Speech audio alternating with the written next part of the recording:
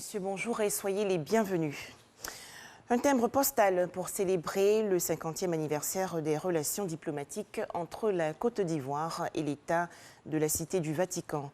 Ce timbre à l'effigie du président de la République de Côte d'Ivoire, Alassane Ouattara, et du pape François a été présenté hier au chef de l'État ivoirien. Plus de détails dans l'édition de 13h. Les préparatifs de l'élection présidentielle du 31 octobre prochain en Côte d'Ivoire, les directeurs de campagne et autres responsables en charge de la sécurité des candidats ont participé hier à une réunion au siège de la commission électorale indépendante, la CEI. Les échanges et travaux ont porté sur la sécurisation du scrutin présidentiel. Les détails dans ce reportage de Sidonie Davila. Comment assurer une sécurité et une sérénité de la présidentielle 2020? C'est avec la contribution des directeurs de campagne et les responsables en charge de la sécurité des candidats que la commission électorale indépendante entend apporter une réponse adéquate. À la table de discussion, les membres de la CEI et les représentants de candidats à la présidentielle, à raison de 2 personnes par parti. Malgré l'absence du parti septuagénaire, le PDCI-RDA, la séance de travail a quand même eu lieu. Conformément à la loi sur la CEI, la commission électorale indépendante doit garantir la sécurité et la sérénité du processus. Voici donc pourquoi nous vous avons convié à cette réunion, pour vous présenter l'offre de sécurité de la CEI. Pour cette année, il y aura ce que nous appelons la police électorale. Nous travaillons à ce que cette police électorale soit constituée d'éléments formés à l'effet de la sécurisation du processus. La période de campagne va bientôt démarrer. Les candidats et leurs militants veulent s'assurer du bon déroulement et d'une bonne sécurisation de leurs candidats.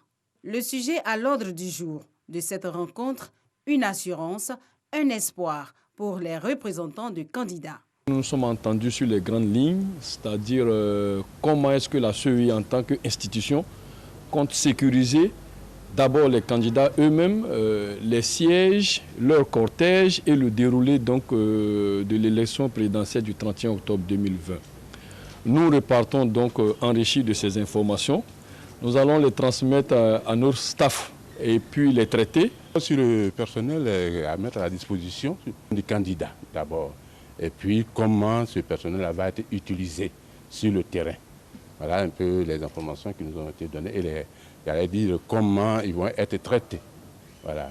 Ils ont laissé la possibilité aux candidats de faire des propositions des agents qu'on pourrait mettre à leur disposition. Nous allons continuer le travail avec la CEI pour pouvoir peaufiner toutes les dispositions que la CEI compte prendre pour pouvoir assurer la sécurité du candidat. Ça s'est très bien passé. Nous répartons la base pour rendre compte. La CEI entend multiplier ce genre de rencontres pour peaufiner sa stratégie et tenir son engagement d'une élection apaisée. En image, direction Santa, localité située dans la région du Tonkwi, dans l'ouest du pays. La paix et la promotion des droits de l'homme ont été célébrées il y a quelques jours. Une initiative des cadres de la région du Tonkwi. La présidente du Conseil national des droits de l'homme, Namisata Sangaré, a appelé les populations à respecter les droits humains, gage d'une paix durable et de développement pour le pays. Au Mali, un mois après le coup d'État, l'ancien ministre de la Défense Ba Ndaou a été désigné hier président de la transition par un comité mis en place par la junte au pouvoir.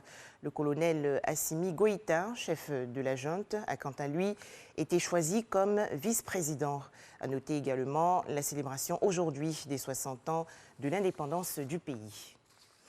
En Bulgarie, la justice a condamné hier à la perpétuité par contumace 2 ressortissants libanais accusés d'être impliqués dans l'attentat en 2012 contre un bus transportant des touristes israéliens. Attentat attribué à la branche armée du Hezbollah qui avait fait 7 morts. Enfin, au moins 13 personnes ont péri et jusqu'à 25 autres pourraient être coincées sous les décombres d'un immeuble résidentiel de 3 étages qui s'est effondré hier dans l'ouest de l'Inde. Et c'est la fin de ce flash d'information. 13h, le journal.